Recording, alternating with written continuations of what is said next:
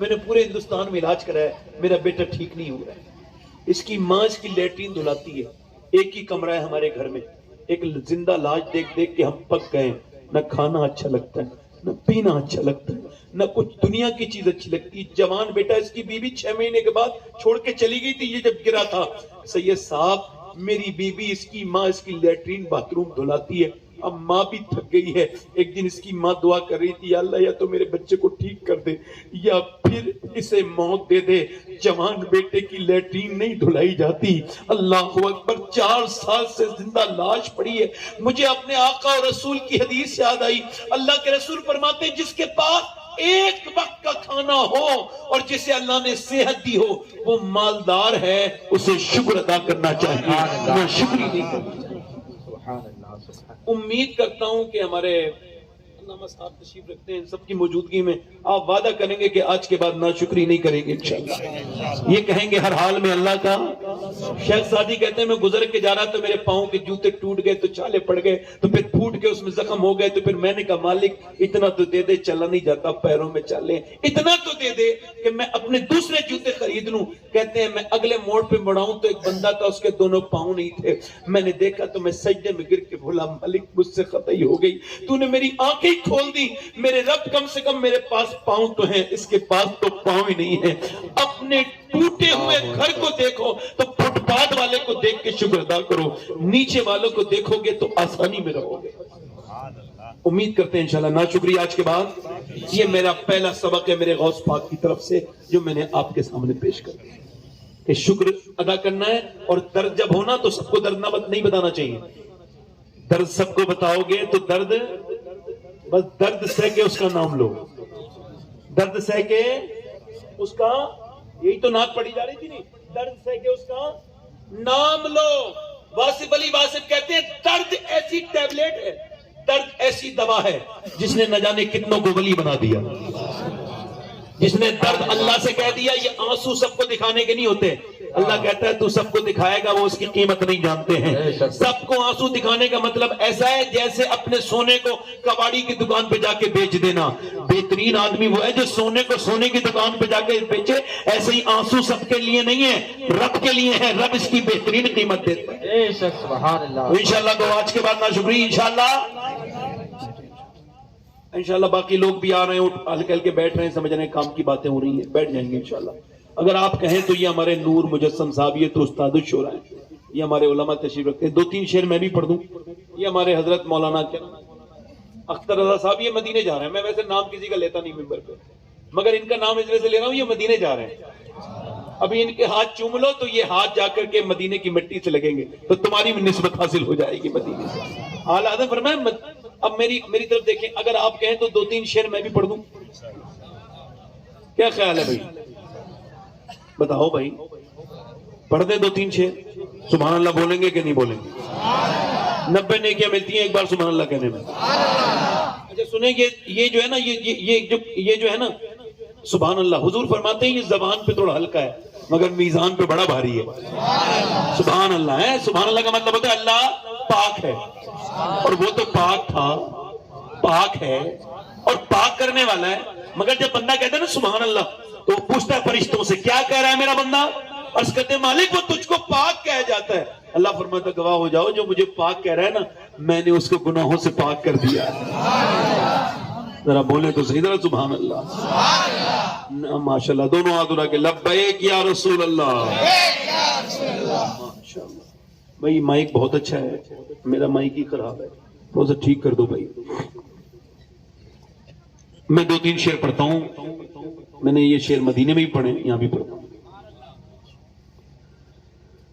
کیا بتاؤں کہ کیا مدینہ ہے،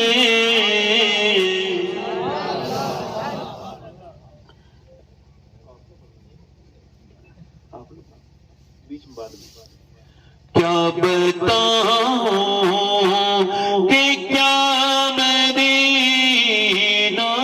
ہے، کیا بتاؤں کیا بتاؤں کہ کیا مدینہ ہے،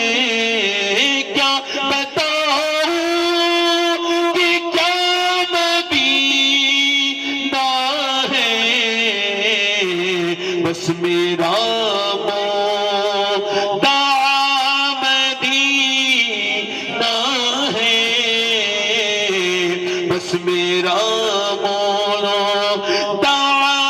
مدینہ ہے، بس میرا اور دنیا والی تو درد دیتے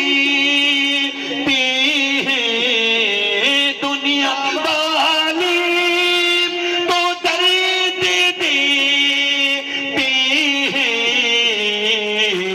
درد دل کی دوا مدینہ ہے،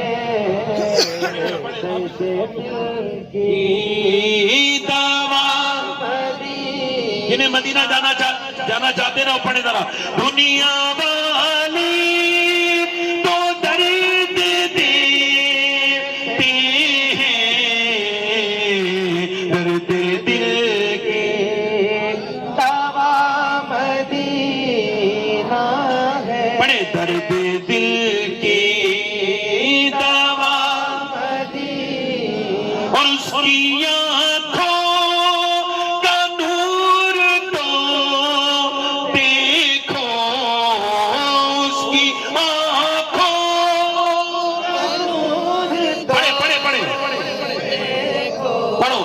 کی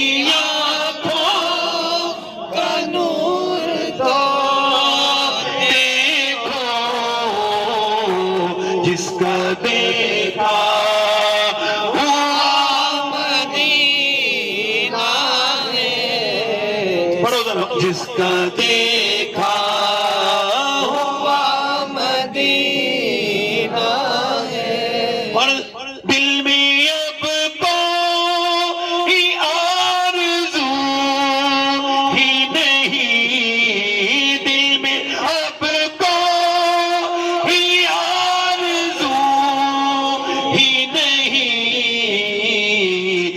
محمد ہے یا مدینہ ہے۔ اچھا دیکھیں، ان کو کم کریں بھائی، کچھ لوگ کہتے ہیں مدینے سے بلاوا آئے گا تو مدینے، ذرا بولیں نا قاضی صاحب، آپ بھی بولیں، ذرا بولیں، مدینہ سے بلاوا آئے گا تو مدینے، میں کہنے لگا عورتیں بھی کہتی ہیں مدینے سے بلاوا آئے گا تو مدینے جائیں گی، میں کہنے لگا یار کچہری سے خوب بلاوا آ رہے ہیں، زمینیں لکھی جا رہی ہیں، اور خوب اب جویلری کی دکان سے بلاوے آ رہے ہیں، سنار کے یہاں سے خوب بلاوے آ رہے ہیں، مدینے سے بلاوا نہیں آ رہا، جھوٹ بولتے ہو۔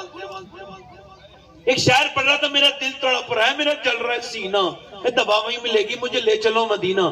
میں کہا میں نے کب منع کیا بھائی؟ کہنے لگا کیا ہوا؟ میں کہا تجھے جھوٹ بولنے کے لیے مائک ہی ملتا ہے حضور کا؟ کہنے لگا کیا ہوا؟ میں کہا تم نے 10 لاکھ روپے کی کار خریدی ہے، ابھی تیرا دل دھڑکتا تو 10 لاکھ کی کار نہ خریدتا، پہلے 1 لاکھ خرچ کر کے مدینہ چلا جاتا۔ حج فرض ہو چکا ہے، عمرے کی دعائیں مانگ رہے ہیں لوگ، حج فرض ہے، عمرے کی دعائیں مانگ رہے ہیں، اور کچھ لوگ مدینے جاتے بھی ہیں بدبخت، مکے گئے تو یہاں تو ادب کرتے تھے، مگر کعبے میں جا کے سیلفی لے کے بھیج دی بے ادب نے۔ کچھ اتنے بدتمیز ہیں اور ایسے خواہش مند ہیں شہرت کے کہ کعبے میں بھی لائیو چلاتے ہیں، معاذ اللہ۔ کعبے میں تو اپنے گناہ یاد نہ آئے تو وہ مومن ہی نہیں، کعبے میں جا کے آنسو نہ نکلے تو وہ مومن ہی نہیں۔ کعبہ کون سی جگہ ہے؟ کعبہ تو وہ جگہ ہے جہاں میاں انبیاء جا کے روئے ہیں، جہاں اولیاء جا کے روئے ہیں۔ کعبہ کون سی جگہ ہے میاں؟ ایک مرتبہ شیخ عبد القادر جیلانی غوث العظم میرے پیر غوث اعظم بغداد شریف سے گزر کے جا رہے ہیں، بغداد شریف والے غوث اعظم گزر کے جا رہے ہیں مکے سے، دیکھا مکے کی کنکریوں کو آپ نے اٹھایا اور چوم کے رونے لگے۔ مریدوں نے کہا حضور بے جان کنکریوں کو کیوں چومتے ہیں؟ فرمایا تم کو پتہ نہیں میرے نانا 53 سال اسی مکے کی گلیوں میں چلے ہیں، کیا پتہ کون سی کنکری پہ میرے نانا کے قدم رکھ گئے ہوں۔ حرم کی زمین اور قدم رکھ کے چلنا ارے سر کا موقع ہے ہو جانے والے۔ مدینے میں گیا ہے میاں، مدینے میں جا کر کے سیلفیاں لے رہا ہے، مدینے میں جا کر کے سیلفیاں لے رہا ہے۔ تو مدینے گیا، مدینے جا کر کے بیدبی اس سے بہتر تھا کہ مدینہ نہ جاتا۔ تو نے کعبے کو پیٹ کے پیچھے کر دیا، گنبد خضرا کو پیٹ کے پیچھے کر دیا۔ ارے وہ ٹورسٹ پوائنٹ تھا، پکنک کی جگہ تھی جو تصویریں کھینچی تھی، ارے وہاں تو جا کے تقدیر بنانی تھی، تو نے تصویر بنانا شروع کر دی۔ مدینہ تقدیر بنانے کی جگہ ہے، تصویر بنانے کی جگہ تو نہیں ہے۔ آپ کیا مدینے گئے ہیں؟ مدینے تو میرے امام گئے، اعلیٰ حضرت جب مدینے گئے تو آپ نے اپنی نعت کا ایک شعر کہا، فرماتے خوف ہے زمان خراشی سبت سنگ طیبہ کا، ورنہ کیا یاد نہیں نالا فغا ہم کو۔ فرماتے مجھے لگتا ہے، مجھے ڈر لگتا ہے، میرا دل کرتا ہے مدینے اپنا حال دل حضور کو جا کے سناؤں، مگر کہتے ہیں میں روتا نہیں، زیادہ نہیں روتا، ہلکے روتا ہوں، آواز نہیں پیدا ہونے دیتا، سائلنٹ موڈ پہ روتا ہوں، یعنی سسکیوں سے روتا ہوں، زیادہ آواز سے نہیں روتا۔ کہا کیوں؟ کہا اس وجہ سے کہیں میرے رونے سے مدینے کے کتوں کے کان کو تکلیف نہ ہو جائے۔ کیا بات ہے، سبحان اللہ۔ اعلیٰ حضرت گزر کے جا رہے ہیں، علامہ ضیاء الدین مدنی فرماتے ہیں اعلیٰ حضرت کتے نے کچھ مانگا، کتا بھکاری ہوتا ہے، میرے ابو کہتے تھے کتا بغیر جولی کا بھکاری ہوتا ہے، اعلیٰ حضرت نے کچھ دے دیا اسے، گوشت کا ٹکڑا جب دیا سنے تو اس نے اعلیٰ حضرت اس نے کھایا، اعلیٰ حضرت رونے بیٹھ گئے، اعلیٰ اتنا روئے کہ آنکھوں سے آنسو بہنے لگے۔ یوں ہی وہ عشق و محبت کا امام نہیں ہے، اس نے عشق کیا ہے تب عشق و محبت کا امام ہے۔ میاں علامہ ضیاء الدین مدنی کہتے ہیں میں نے حضور کیوں روتے ہیں؟ فرمانے لگے اپنی نعت کا مقطع کہنے لگے، فرمانے لگے پارے دل بھی نہ نکلا دل سے تحفے میں رضا، ان سگانے کو سے اتنی جان پیاری بابا۔ کہتے ہیں احمد رضا یہ ہندوستان کا کتا نہیں تھا، مدینے کا کتا تھا، اس کا حق تو یہ تھا کہ تو نے گوشت کا ٹکڑا نہیں دینا تھا، اپنا سینہ چاک کرتا، اپنے جگر کا ٹکڑا نہیں کھاتا، مدینے کے کتے کو دے دیتا، کم سے کم تیری جان چلی جاتی مگر یار کے کتے کا حق ادا ہو جاتا، محبوب کے کوچے کے کتے کا حق ادا ہو جاتا، رضا کسی سگے طیبہ کے پاؤں بھی چومے۔ اللہ اکبر، اعلیٰ فرماتے ہیں رضا کسی سگے طیبہ کے پاؤں بھی چومے۔ کبھی پوری زندگی میں، اللہ اکبر، کبھی پوری زندگی میں مجدد الفسانی مدینے نہیں گئے۔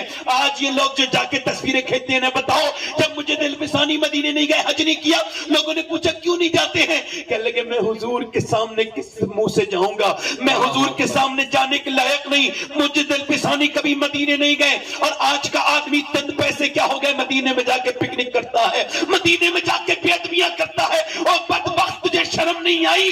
اللہ ڈاکٹر اقبال کبھی زندگی میں مدینے نہیں گیا، پوری دنیا گھوما، مدینے کیوں نہیں جاتے؟ کہتے ہیں میرا منہ حضور کے سامنے جانے کے لائق نہیں ہے، کس منہ سے میں مدینے جاؤں گا؟ مگر جب میرا امام گیا تو فرمانے لگے تجھ سے چھپاؤں منہ تو کروں کس کے سامنے؟ کیا اور بھی کسی سے توقع نظر کی ہے؟ اور مجرم بلائے آئے ہیں، جاؤ کہے گواہ، پھر رد ہو کب یہ شان کریموں کے گھر کی ہے، آسی بھی ہے چہیتے یہ طیبہ ہے زاہدو، مکہ نہیں کہ جہاں خیر و شر کی ہے، لباں ہیں آنکھیں بند ہیں، پھیلی ہے جھولیاں، ابن مزے کی بھیک تیرے پاک در کی ہے۔ اور اللہ اکبر، ذرا غور تو کرے، مدینہ کبھی جاؤ تو مدینے جا کے سیلفیاں لینے والوں، ارے مدینے میں تصویر کھینچ کے ڈالتے ہو فیس بک پر، انسٹاگرام پر، یوٹیوب پر، لائک کر دو، شیئر کر دو، بے وقوف تیری عقل ماری گئی، مدینے میں جا کے بھی دنیا والوں سے لائک مانگ رہے۔ اگر عقل ہوتی تو دنیا والوں سے لائک نہ مانگتا، بلکہ ایک لائک مدینے والے سے مانگ لیتا۔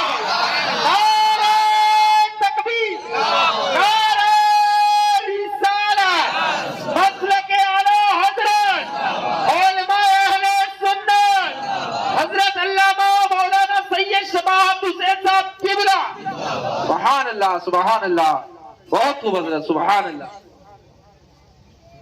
میرے ساتھ نوجوانوں آج کے بعد ایک بات یاد رکھو، ایک لڑکا میرے ساتھ گیا مدینے، واپس نہیں آ رہا تھا رمضان میں کہا چلنا بھائی سب بس تیار ہے، کہنے لگا نہیں جاؤں گا، رونے لگا، جوان تھا۔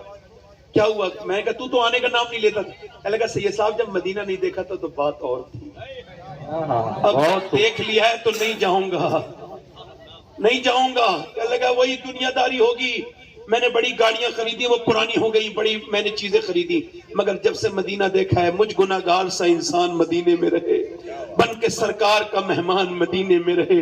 اللہ اکبر، مدینے میں کھانا بھی حضور کھلاتے ہیں۔ میرا امام کہتا ہے پھر کے گلی گلی تباہ ٹھوکرے سب کی کھائے کیوں؟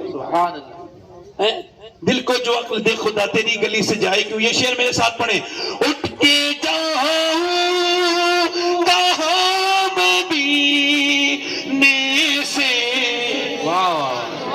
پڑھو، اٹھ کے جاؤں کہاں مدینے سے، کیا کوئی دوسرا مدینہ ہے، کیا کوئی دوسرا مدینہ۔ تقریر میں شروع کر رہا ہوں اور یہ آدھا گھنٹہ ہو گیا، تھوڑا سا آپ کو بیلنس کرنے میں۔